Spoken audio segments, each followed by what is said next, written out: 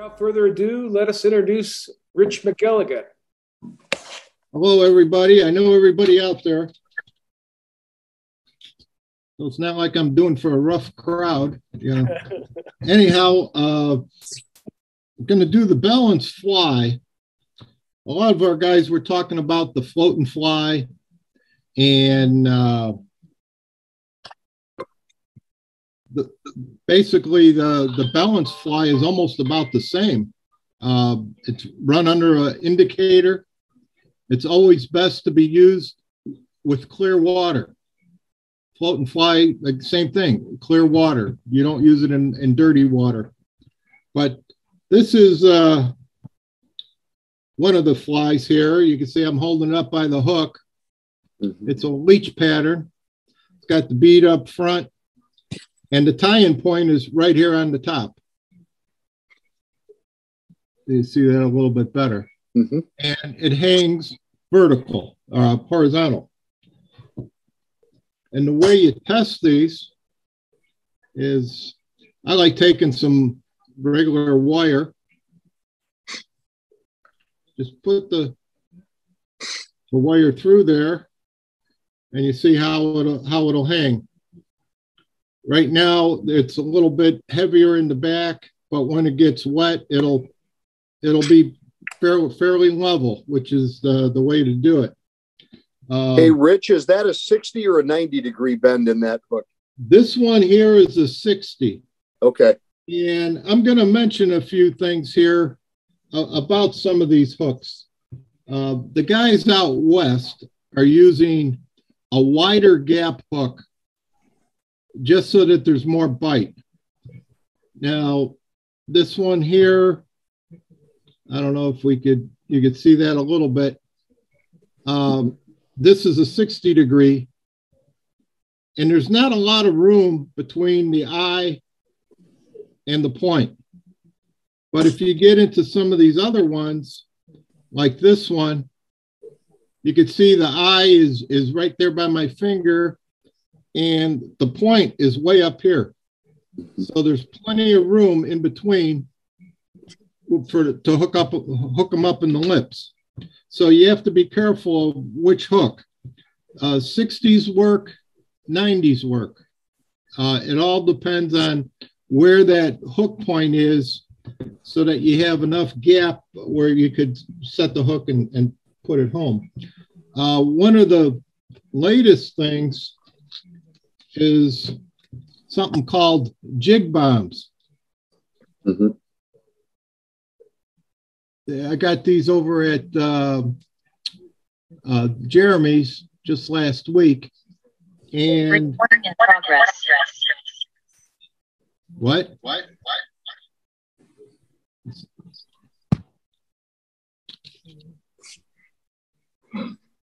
I thought I heard somebody say that. But anyhow, these beads, they're not just a slotted bead. It's almost like a bowling ball with a handle on top. And that you would, no, that doesn't show up too much. But it's offset. It's almost like one of those exercise weights where they have like a cowbell and you grab the handle and it's a round weight underneath. And you can slide it on the hook and have it facing forward to act just like a jig. A lot of the other people are putting a piece of mono through it tying the mono, sliding the bead on, and it brings the bead out even more in front of the sliding hook, or the angled part of the hook. Haven't tried these yet, but to me, this is almost like using a regular bead head or a 1/64 ounce jig head. It's pretty quick, but they're popular. Originally, where are they at Jeremy's? Are they back by the beads in that little corner? Yeah, they're back on the beads over by the shanks, where the shanks are. Yeah, okay. They're in that back corner. But originally, everybody tied these with sequin beads. You get these in Walmart, any store that does sewing. And these pins are real thin. They're about 1 inch long, and they got a little bit of a head at the end. And what the people would do is I grab a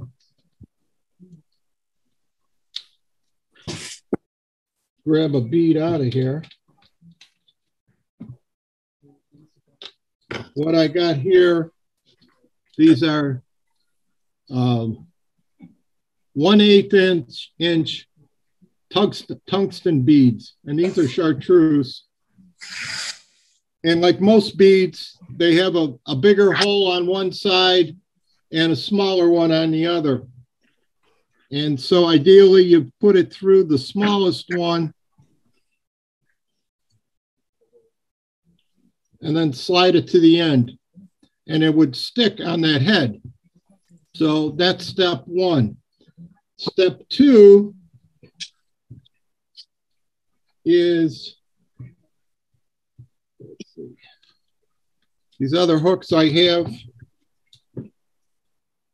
are Tiemco's U55 jig hooks. They're number 10s. And this is a 60-degree hook.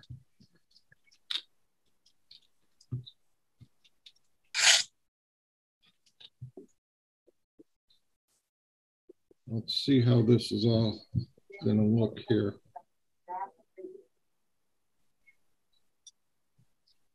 Is that, can you see that hook at all? Maybe I can move this up a little closer. Yeah, that's a little better. Okay. And what most people will do is get it in the vise good. I give it a little bit, some wraps. I'll take the bead on the pin and put it along the shank so that it sticks out. This one here is about 3/8 of an inch to the front.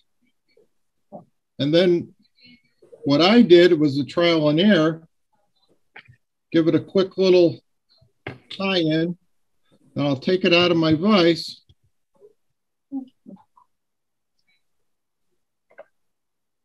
Put my piece of wire through it and see how it hangs. Turn the volume up because I could barely hear him.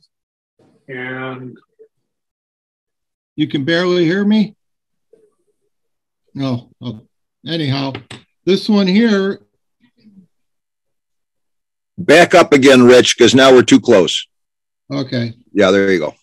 There we go. I'm trying to see how that goes level, and apparently it dips down. So I'm going to push my needle back in a little further. Now that's too much. Pull it out a little bit.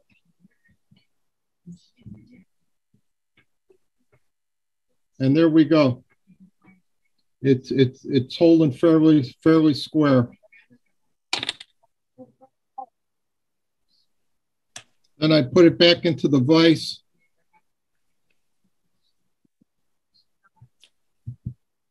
And this is one of those weird hooks. It says that it is a 10, a size 10, but I think it's more like an 8 or a 6. But then I'll take the, can y'all see that? Mhm. Maybe that does a little bit more. It got out of focus a little bit, Rich.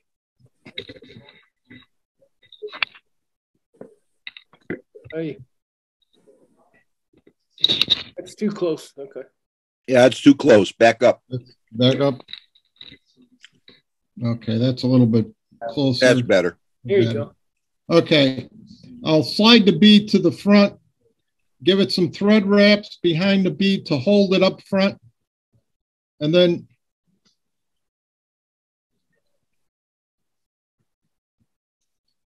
bring my thread back.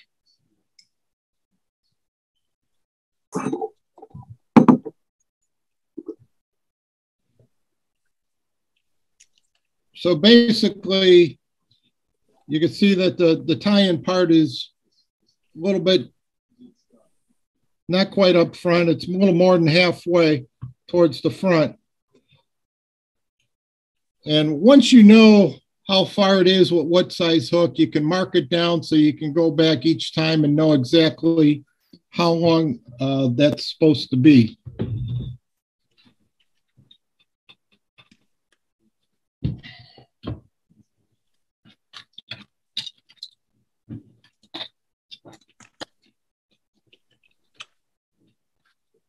As always, I misplaced my scissors. For this one here, the thing about the materials for these two, you want them to be soft. It's not a lot of movement, but when the wave action bounces, you want it to have a little flutter to it. So, and you got to be careful what materials you use, because you don't want anything that'll be floating. So if you put deer hair on here, it'll throw the balance off. I'm going to start with the tail, and the tail is just marabou. You could also, instead of using the tips on some of the other feathers, pull it off the side and use those shorter feathers. Now the tail should be about 1.5 the hook shank, not the whole length, but just the shank of the hook.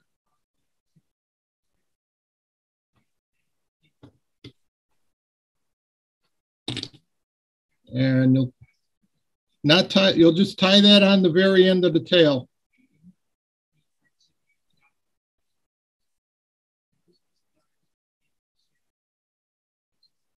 You want it to be long so that it has more of the jigging action as it floats on the bobber indicator. Most of the places will use a dubbing loop and use that Arizona semi-seal. You could use any type of dubbing material you want. A lot of people use ice dub.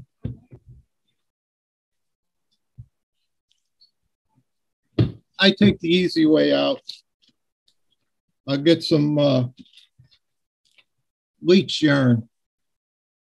Go to another advertisement for DuPage Fly. Now, when you pull this off, there's bare spots on this. So you want to kind of look at it, find out where your longer hairs are clumped together. I like putting those near the rear of the fly to help give it a little tail action. I think I use about 7 inches.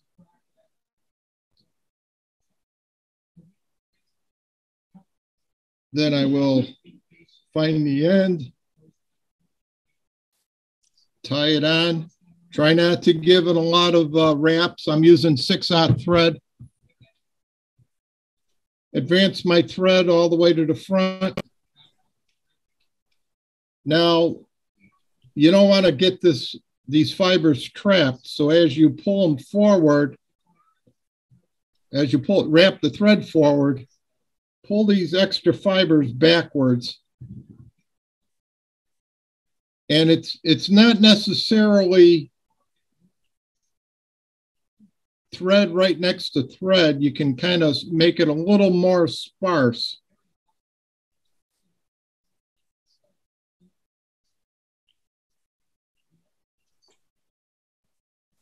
Some of them are going to get trapped, and then you could brush them out afterwards. And it's an easy tie all the way up front. It's just a matter of getting the right balance to it.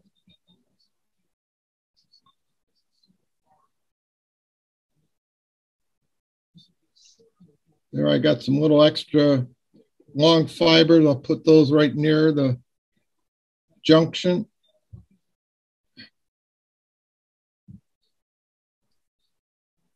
Some of these are moving up. Slide it down. You want that little buggy look to it.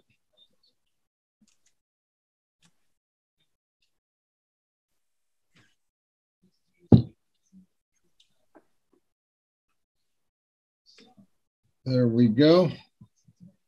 I'll pull that little bit in. Basically, that's it. And when you put this on a strike indicator, it'll bounce just fine.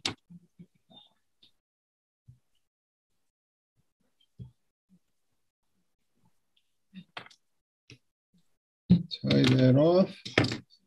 Basically, we're done except for brushing the heck out of it. And that sucker's ready to go fishing.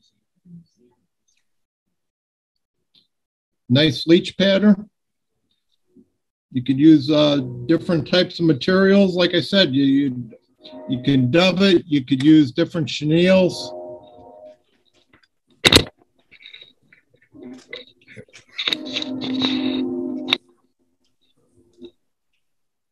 This one here is not used to running backwards on this camera, but this one here is black marabou tail. The body is estaz, and you want to have the longer estaz so it has a little more movement as it's sitting there bobbing in the water.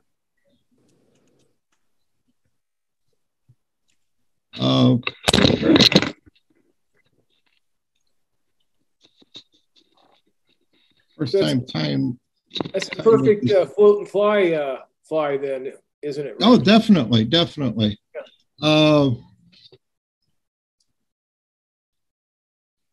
Another one that I did. Let's see. Yeah, this one shows up a little bit better here now. This is a 60-degree #2 eagle claw. And what I did is I wanted to get a little more weight and put dumbbell eyes on it. Well, having this on one of those thin pins is not going to support it.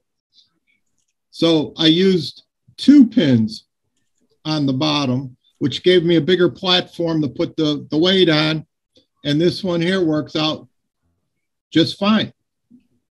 And then you tie whatever you want on it. The thing I found, like I said before, the other one will bend. I was going through my favorite store, Menards, and I saw these here, brass-plated wire nails, 1 inch long. I got a pack of, I don't know, maybe 100 for $1.98. And these are solid. They got a real nice head at the end. So if you're using a larger bead, it'll hold the bead on. So I prefer these, actually. You could use these. You can use, they have some other ones that are like panel nails, but I would only use ones that don't rust, just in case you leave them in the river. You don't want anything rusting. Uh, this one here is just another one. It's got a bigger head on the front of it. And again, you could use this depending on what size hook you're using. But I like them better, definitely. I did another leech pattern. This one here has marabou tail. I'm grabbing it from the hook. The eye is right here. And I have a bigger brass bead up front, gold bead. And I used a shorter yarn. And then what I did is I trimmed it flat at the bottom. You see the flat bottom there. And this one here, I put it in a dunk tank, and this one looks really good in the water. The next one I was going to do was I was going to tie another one with the bigger bead.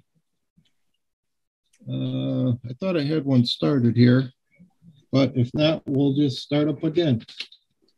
This one here, Daiichi 4660 number 2.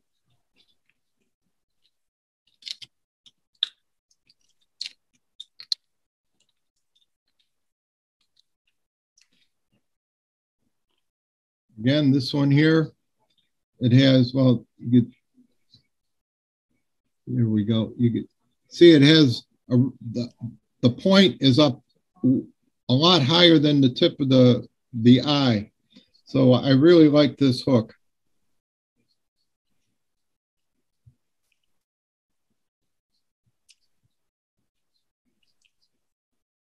Someday I'll get a vise with a cam lever.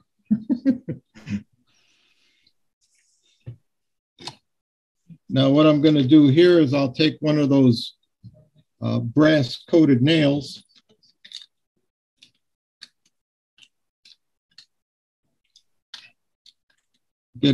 Put another bead on here. This one here is a bigger bead, which is, I think it's a 3/16.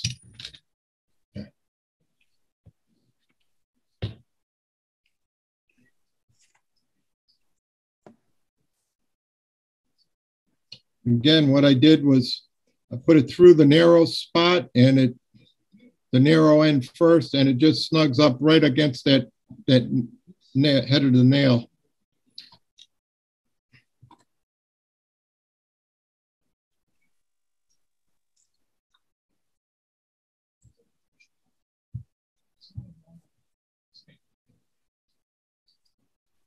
Start some thread wrap. I know from previous experience, I'll get out my ruler, and I'll know that I need to have this sticking out about 3/8 of an inch. So I'll mark that with my fingertip, and then I'll tie this on.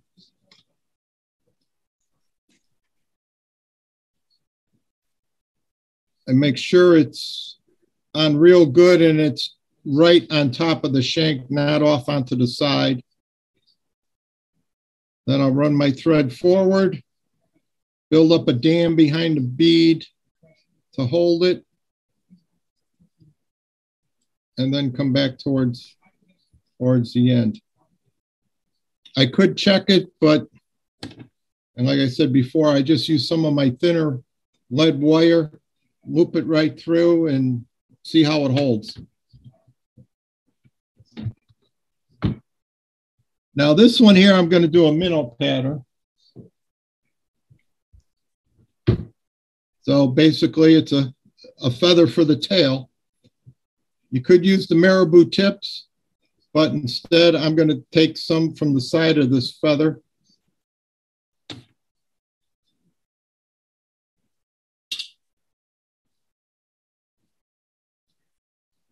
And I will tie this right on the And all of this feather is basically past the point of the hook going back. Run one wrap underneath the tail will help lift it up, and I'm good on that. For the minnow pattern, I like using the yarn. The other things you can use, this guy named Joe got me using some of this Life Flex.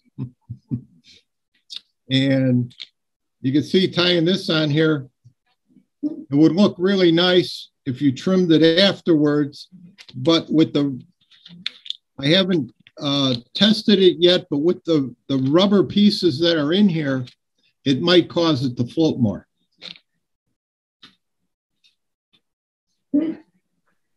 There's another eyelash yarn, flash hackle, I believe it's called. You could wrap that around if you wanted to.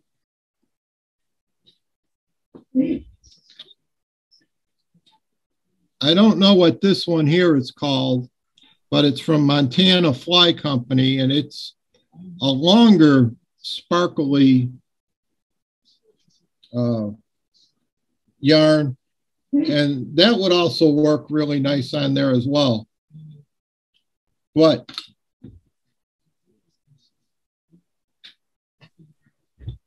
you know me, I like using yarn. I have this stuff here is, let's see if I can get this. Yarn Bee For the Moment is what it's called. And it's all artificial. It's fake fur. It's got a nice wide strip at the bottom. It's almost as thick as a Magnum rabbit strip. And what I would do is I'll cut a piece here about 6-7 inches long.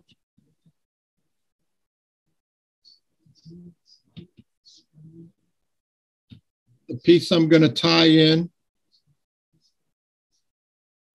I'll cut the edge of it on an angle.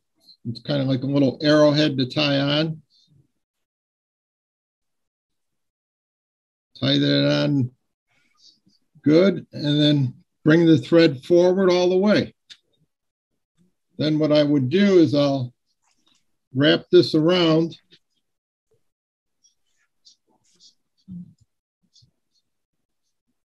One next to the other, coming all the way forward. And this For the Moment yarn, they have it at Hobby Lobby. They have a nice off-white color that's a nice minnow pattern, minnow color. And their black makes a real nice leech. Does that take color well? Let's say you have some Sharpies or some markers. Yes, is that you something can hit it with marker if you want to give it a darker back. Cool.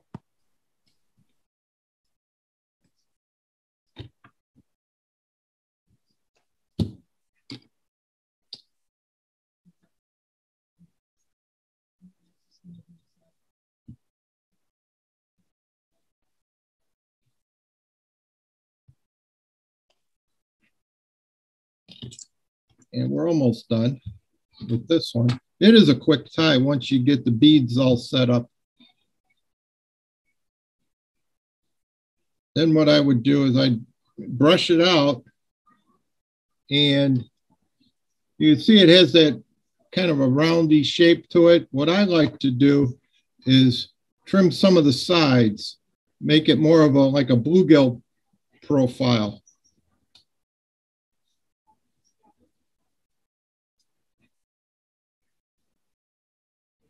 Can take a little bit off the bottom, give it a little bit more of an angle going across. And when this thing gets wet, it's basically like rabbit hair in the water. It's gonna have a nice smooth move to it, and the tail will go up and down, and it'll bob and it'll look just like a minnow. You could take your marker, put a little red up by the throat. You can put a lateral line. If you wanted to give it a little darker back, you can darken that up with your marker. I like the prism colors better. They seem to take better. And make sure you let them give plenty of time to dry. But there we go. There is a minnow pattern. Very quick and easy. Any questions on this so far? No. Ed, have you ever tied any of these before?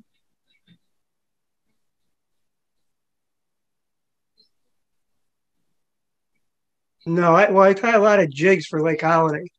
Uh-huh. And smaller, all about size 8, but in root beer. And everything's likes them in Lake Holiday anyway. Mm-hmm. Except I like the way you extended that bead out. You know, I'm just using a jig hook with a bead on the end of it, but sticking that out, extending it looks pretty good. Yeah, and like I said, especially for those bluegills and you get those white bass or yellow bass over at Lake Holiday. Well, they don't have any of those anymore. You don't? They got them all out of there. They just got tired of them. They said they were bad for the bass, and they just had winter tournaments with the kids and just took them out by the hundreds. Really? And you didn't invite us? No, I just didn't like the idea. It just saw piles of fish laying out on ice. You know, I don't like that kind of stuff. But I do highly recommend using these nails. They have the aluminum powder coated for siding or whatever, and they got these brass ones, and they're nice and solid, and it works out really nice. I've also tied up another minnow. This one here is longer. This is on a 1/0 hook, and I furled the tail out of the fur, and like I said, I had this in the dunk tank and it worked great. But what I did was I used a larger nail for the front because it's such a heavy hook in the back. You can see how wide and thick that hook is. I had to really beef up, and I used, basically it was like not quite a roofing nail, but it was one of those aluminum ones. And I guess for siding or what have you, but it has definitely a bigger head on the end of it. And that gave me the equal weight once I had the proportions down of where it would work. And I can't wait to try these at the one pond I have access to.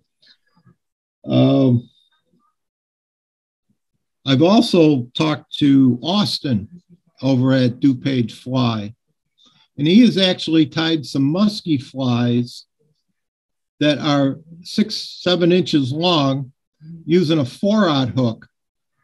And he did the balance section up front with a large bead head.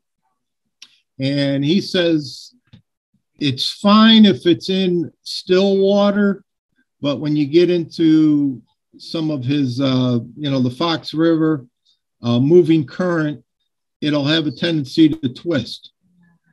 But it's on that bigger one. But there's also ways you can play with it. His was articulated as well. But any questions on the balanced one? Is there ever, just in casting, does it ever tend to foul at all, having that extra little bit? That's nice.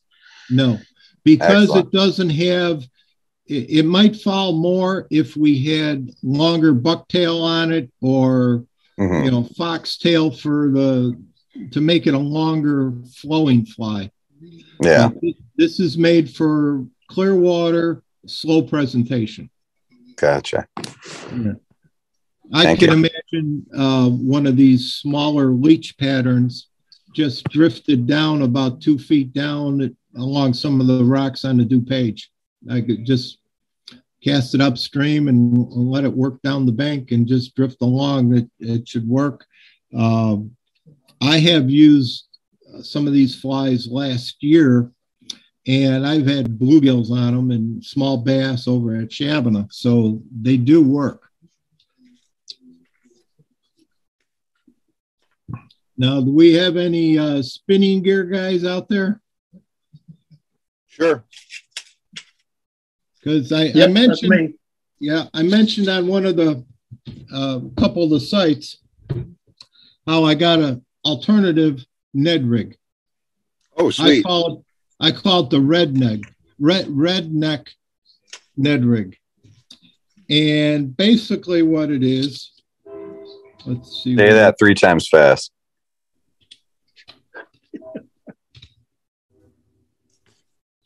I had, oh, there we go. Right here. This is the Walmart takeoff of a Ned rig. It's got the mushroom head up front, and they're a lot cheaper than the other official ones. But what I did, playing with the balance flies and the nails, I saw this here. This is a regular roofing nail. It's 1 inch long. It's all aluminum. So what I did, I took one of my, this was an Umpqua, a 60-degree size 1.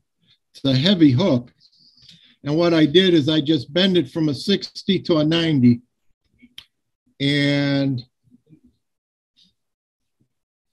it's just a matter of putting the nail along the shank.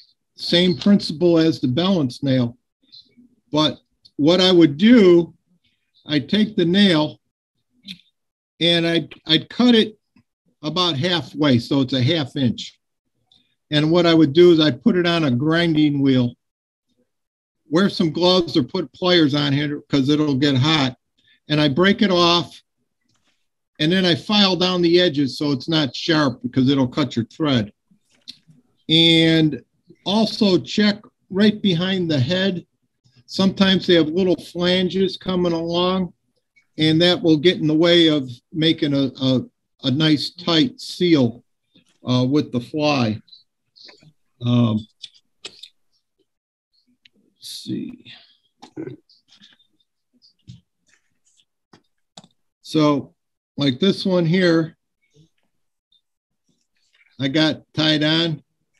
And when it goes down in the water, it'll land straight up like this. If you put the whole nail on it, then it'll tip over. So just half of so it'd be a 1/2 inch of the 1 inch nail. And I have not really had a chance to try these because it's lake's froze up again, but that might actually change the way it falls. That flat surface being so light might give you a little bit more of a wiggle. The other thing I did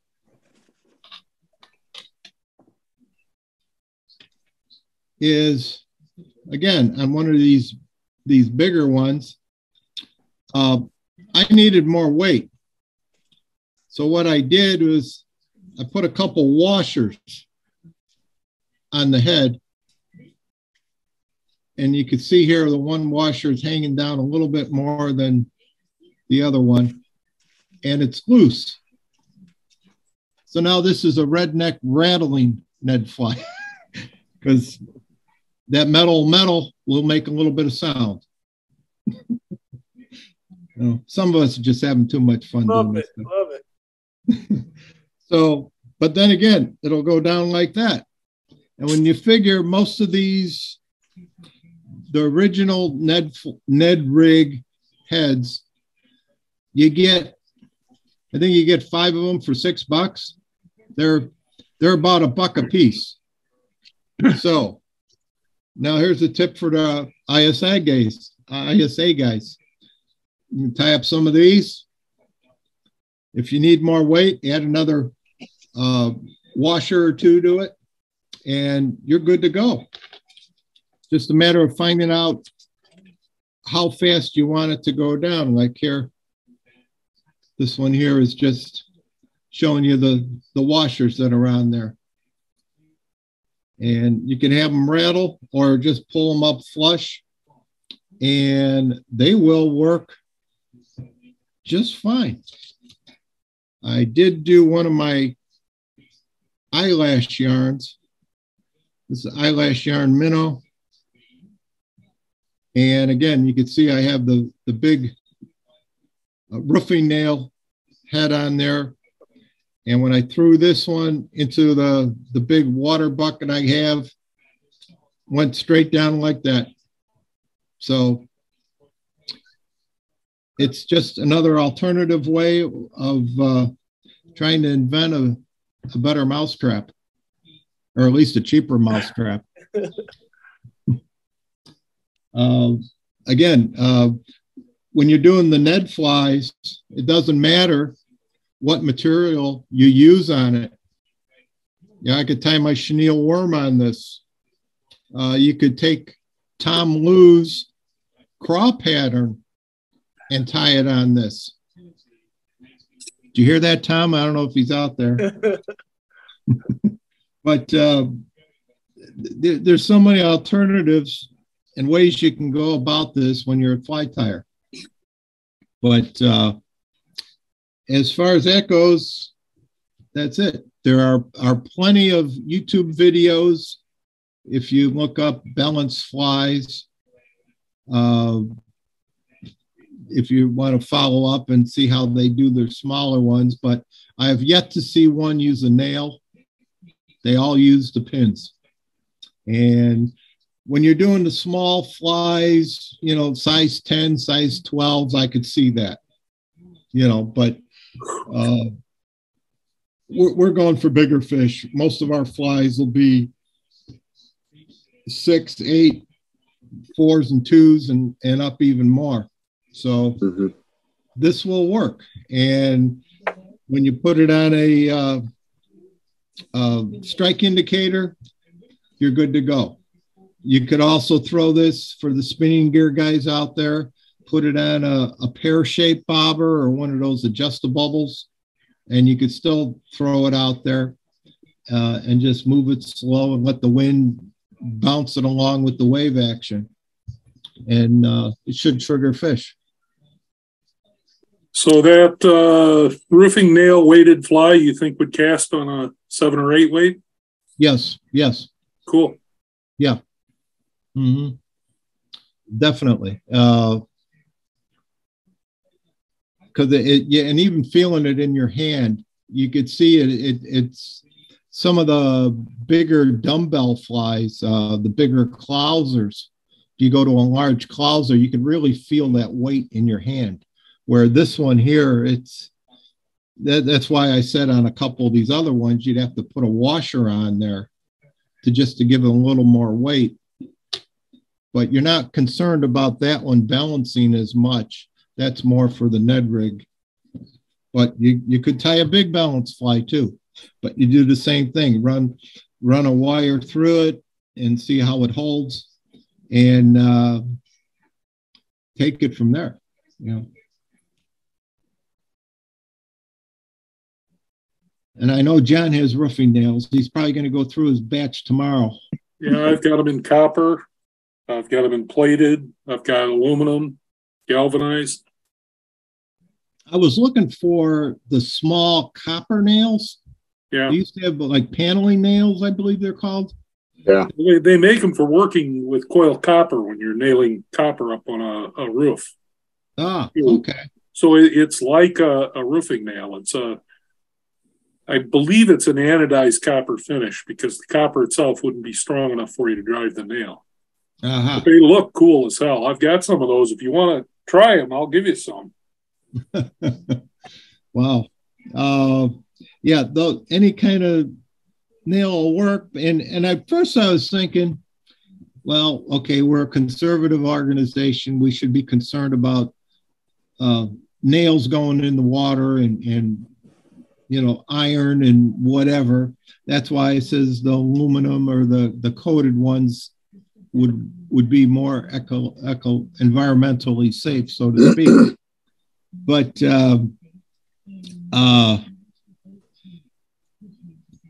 yeah, these roofing nails work. And what my train of thought was the spinning gear guys take these nails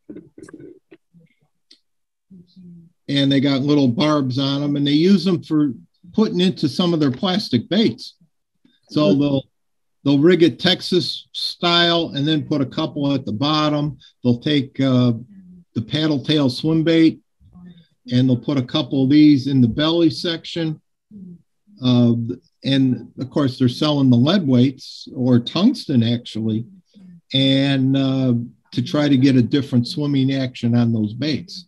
So I feel, okay, we're using aluminum nails. That's not going to affect the water as much. And we probably lose them to a tree more than we do anywhere else.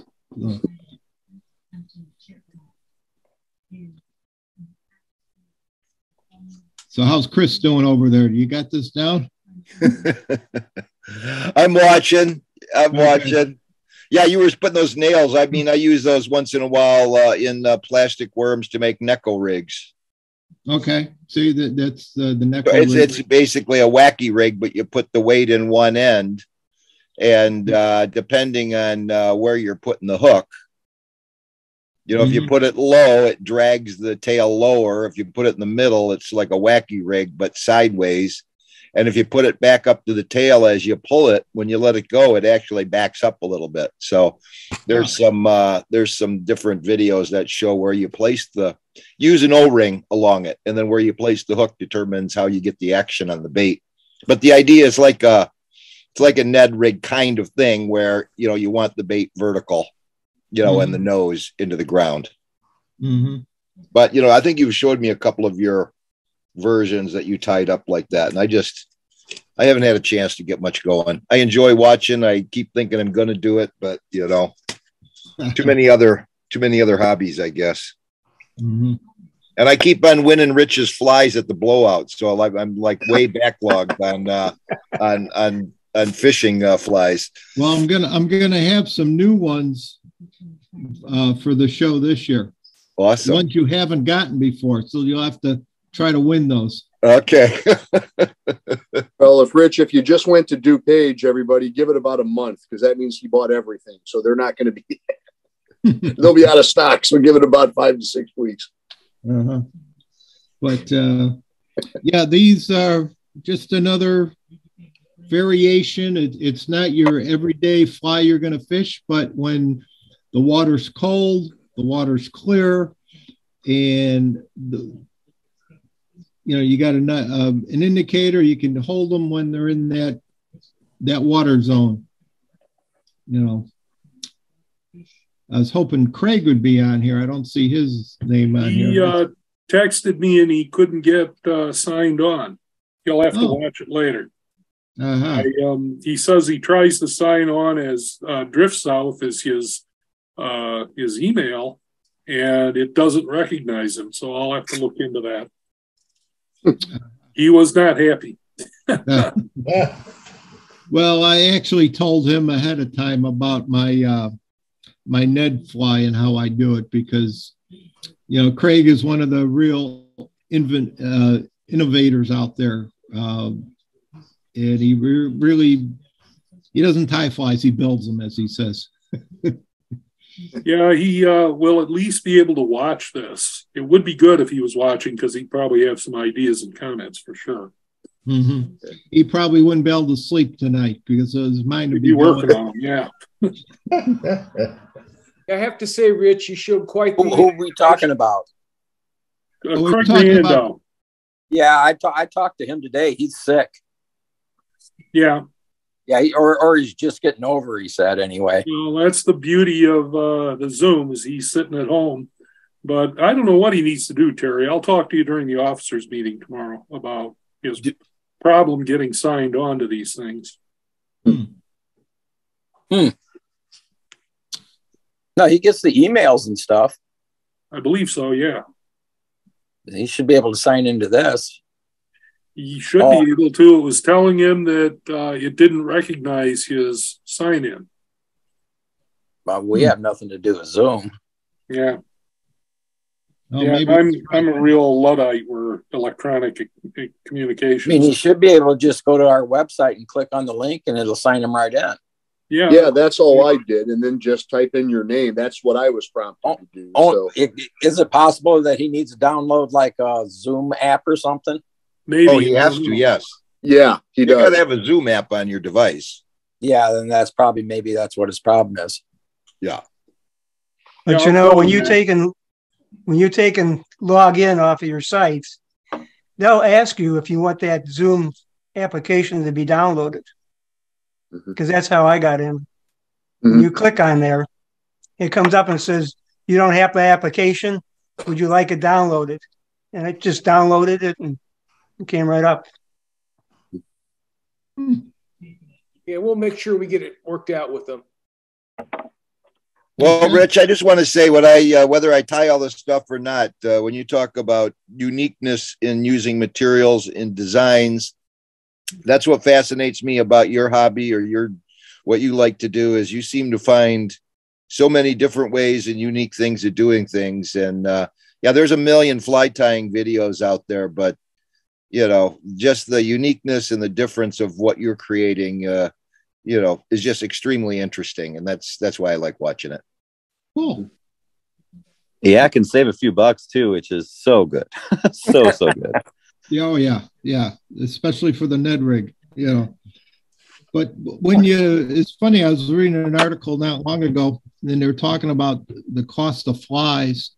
And they're saying that if you're a fly tyer, you need to tie the small 10s and 12s because you get just as much money for those. You go through very little material. And it takes you no time to tie them, really. You know, if you're tying your small stimulators and little woolly buggers and stuff like that, there's no material. And you get more money. You'd be making more money because you're charging $3 a fly compared to tying a big fly and getting $3 for it or $3.50, and you're going through much more material. And yeah, that was kind of eye-opening that I saw that. And that was in a fly magazine. Yeah. Well, that doesn't include your buying material by the 30 or 40 yard skein either.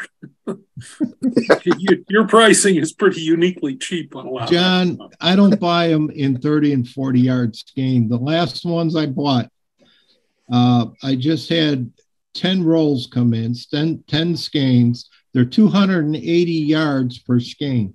Oh, good for you. And I had 10 of them. So I got enough to last me for a while.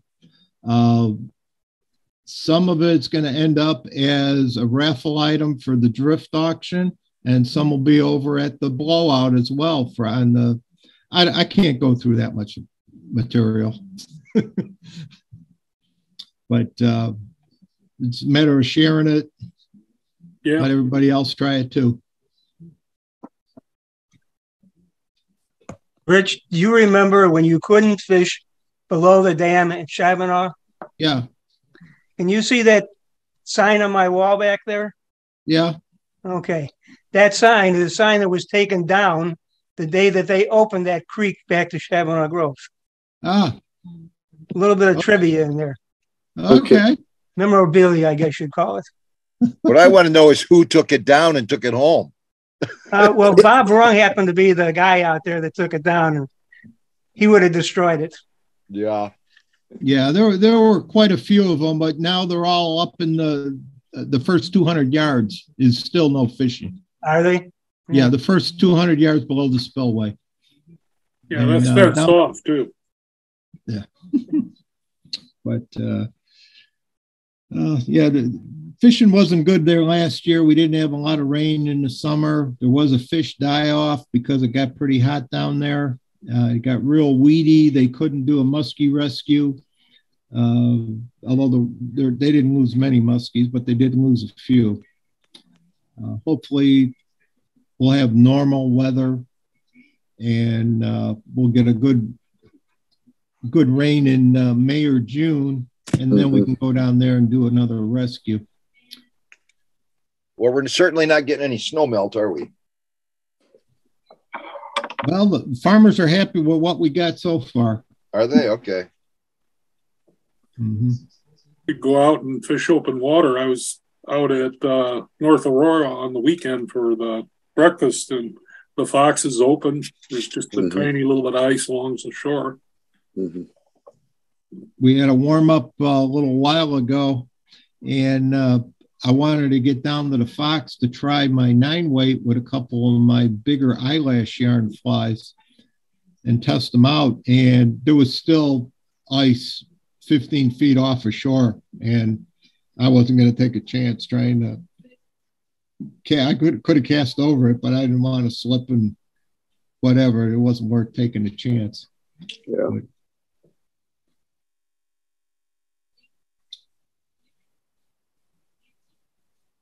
I see Hank got his mic off. Yes, sir. I kept it off because every time you say something, it goes away from what you were doing, and we were seeing somebody's head. So I just kept mine turned off. I do appreciate your innovative way of doing things because, as we know, I've just started tying within the last few weeks, and I don't want to have to go back to work just to buy material. So I like the way you do it. You going to be at our Shabana Club meeting Sunday? Yes, sir, I am. Okay. It's open to anybody, but we have a club meeting Sunday at the Resource Bank here in Shabana. They have an old schoolhouse that was added to the bank, and they let people use it for different organizations. And I got it this Sunday. We're going to start at 12, and we're going to do some basic fly and jig tying. We have a few members. Hank is one of them that got a vise for Christmas, and now we're going to help him put it to use. So we're going to do should I bring mine? Noon till 2 or so, and then we'll have our club meeting and get home in time for the Super Bowl. Should I bring my vise and stuff with me? Yeah, bring it with. Yes. Okay. Mm-hmm. And I'll have plenty of materials, and we'll go over whatever you want, crappie flies or walleye flies, jigs, whatever. We'll do a little bit of everything. Ed, you can come out for that if you're doing anything Sunday. You don't have to be a club member. Okay, think about that. Okay. So, anything else? I guess then. Good job, Rich. Thanks. Yeah, Thank you, Rich. We'll see you out at the blowout. Yeah.